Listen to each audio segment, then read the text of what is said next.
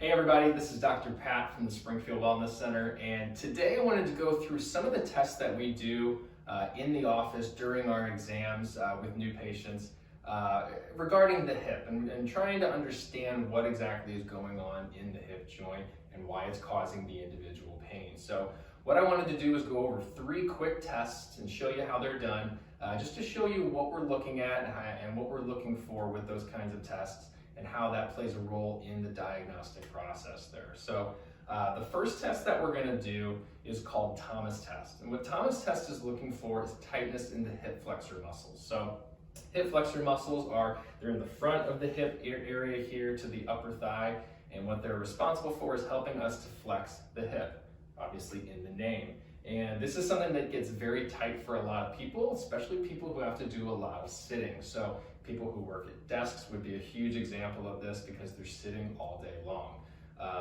Using standing desks is great, and it's a great way to counteract this, but for most people, they still are sitting at desks and they're getting tight hip flexors. So for this test, what we're gonna have Dana do is with the right knee, she's gonna bring it up to her chest, okay? So as she's pulling, what we're looking at is this side here. And we wanna see, is that leg coming up like this? What that would indicate is the hip flexor on this left side was more tight, okay? And then we would do the same for the opposite side as well. And if we see that, this is something that we know will need to be stretched in order to start bringing about more relief. Now you can rest your leg there. The second one is called Faber's test. And what this does is it actually puts stress on the hip joint itself to see if that's causing any pain. So for people with different kinds of arthritis or any other joint pathology going on, this is something that's going to be irritating to the joint. So what we do for this is we're going to cross her leg over like this, and it's a little pressure just like that, okay? Now demonstrate on the other side, bring it across like this. So as I push down, it's causing that ball of the femur to be pushed into the acetabulum there. If that joint's already irritated or losing some of that joint space, it's going to cause discomfort in there, okay? Now the third test that we're going to demonstrate is called Ober's test. And this is looking at the IT band, which is a tendon that starts here at the side and goes all the way down just past the knee. So for this, we're going to have you flip to your side.